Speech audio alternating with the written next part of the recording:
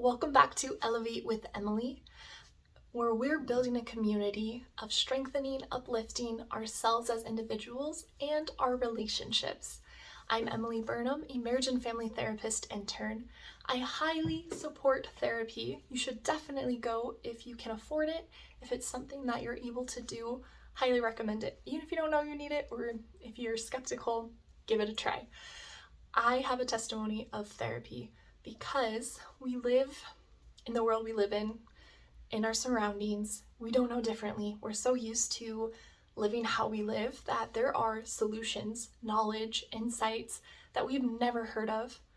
And as we go to an expert who is able to look for those patterns and recognize things and see tools and resources that you've never heard of that apply to your situation, your life only improves from there.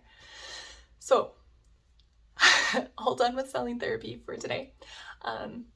Today I wanted to talk about this super interesting phenomenon. Phenomenon? English is difficult. There are aspects of ourselves within ourselves, traits, personality, tendencies that we have that we will never recognize or know until we start interacting with another person. So when you take the individual and you put them with another individual, suddenly anxiety or codependent tendencies or fears or even like pride or I'm better than you tendencies, whatever it may be, will start coming out. Essentially weaknesses or character flaws and also character strengths. Right? This need to protect, to defend, to love, to sacrifice. So a lot of beautiful and not so beautiful attributes and tendencies come out in relationships. And that's why there's this famous saying that relationships or marriage is a people-making machine.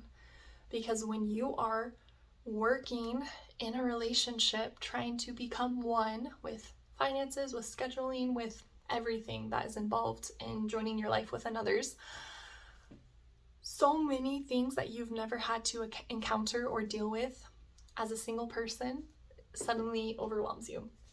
And you get to face those challenges. And the good news is you're not alone when you're facing them. But also sometimes the bad news is that you're not alone when you're facing them.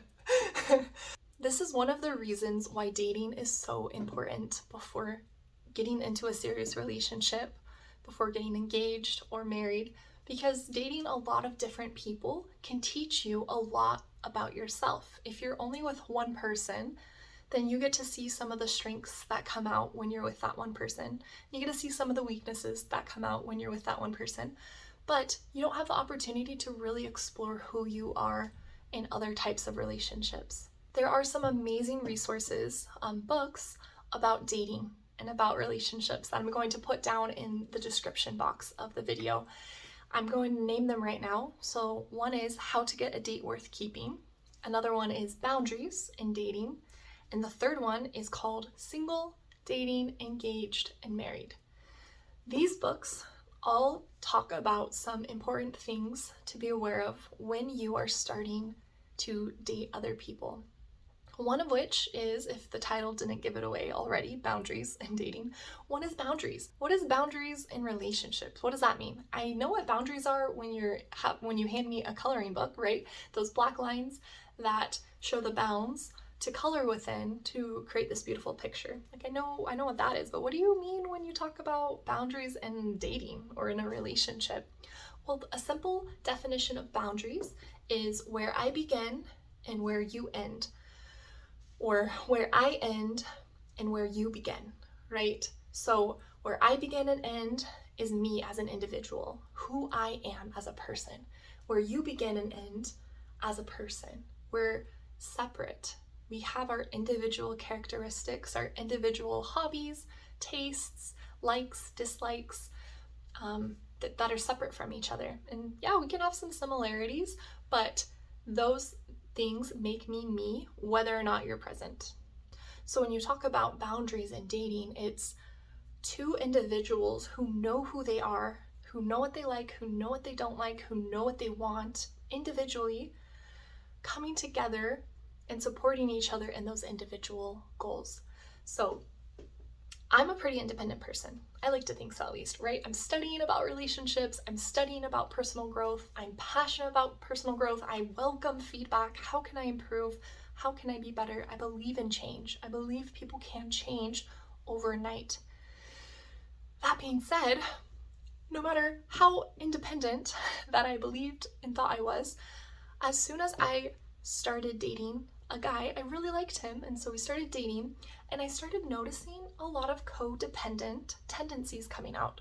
What I mean by codependency is a couple different things. It means a lack of boundaries, right? You start meshing your life with theirs.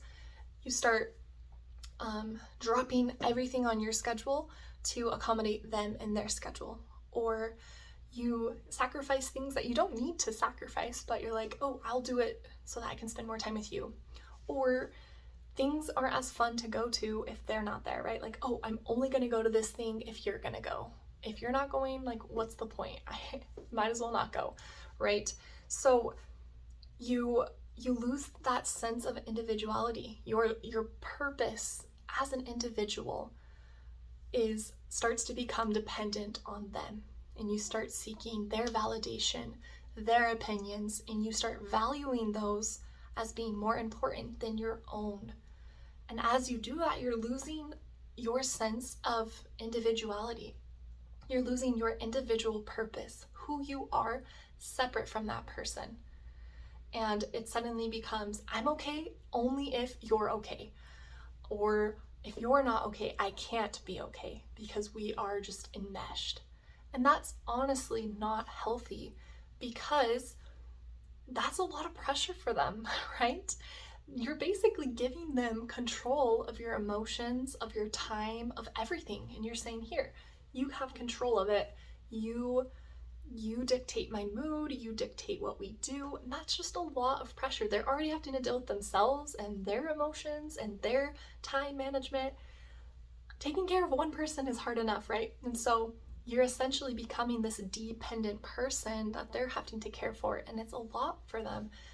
And honestly, no matter how much they care and love about you, no matter how much they care about you, it's a drain. It's hard to, it's unsustainable. You need to be an individual. You need to have things that make you happy. You can make yourself happy. You can be okay no matter what's going on with them, with other people, right? You know where you begin, you know where you end. You know where they begin and end. And maybe you don't know where they begin and end, because they don't know where they begin and end, but that's okay, because you are in control of you. You decide what emotions you're going to be feeling. And obviously emotions aren't always a choice, but you decide how you're going to respond. You decide how you're going to act, how you're going to behave, whether or not you're going to act on those emotions. And you embrace every stage of life. You embrace your time being single, right? There is a God-given purpose for being single, for being singly devoted to Him and to your fellow men. You have more freedom to drop things and just go and serve, or to pursue an education, or really to do anything, to go live in a different country. You have so much freedoms during this single part of your life. When you're dating, you have this period of evaluating who other people are, who you are with other people, what strengths and weaknesses come out as you're with them. When you're engaged, you get to learn how to more fully unify your life with someone, how to start talking about really important topics before you seal the deal and get married. There's God-given purposes for each stage, and then of course marriage. And so single, dating, engaged, married, that book is super helpful for embracing where you're at and to stop the mentality of the grass is greener on the other side, because I can guarantee the grass is greener underneath your feet, where you are standing. Maybe not directly under your feet because it's been stomped on and the sun's not shining on it, but the grass on the ground around where you're standing is greener and the greenest that it's ever going to be. So if you're single, you have the power to nurture that grass and make it the greenest it's ever going to be. When you're dating, you can make that grass the greenest it's ever been or ever will be. Vice versa, if you're engaged or married, you can make that grass the greenest that it's ever been, because you have the power to control what's going on right now in your life. So all of that being said, I highly recommend those 3 books that I listed: How to Get a Date Worth Keeping, Boundaries in Marriage, and Single, Dating, Engaged, and Married. Again, I'll put the book titles and authors in the box below, and I challenge you to do the work within yourself, to be willing to be in relationships with others, whether it's friendships, whether it's with acquaintances, and see what comes of it. See what attributes come out within yourself, what anxieties, and to really explore why that is. And we'll go deeper into that in future videos, just exploring some of the whys behind our emotions. Thanks for staying tuned. Subscribe, like this video, and share it with others. Let's make this community around us a better place. Let's elevate ourselves and everyone around us and make the world a brighter, happier, and healthier place.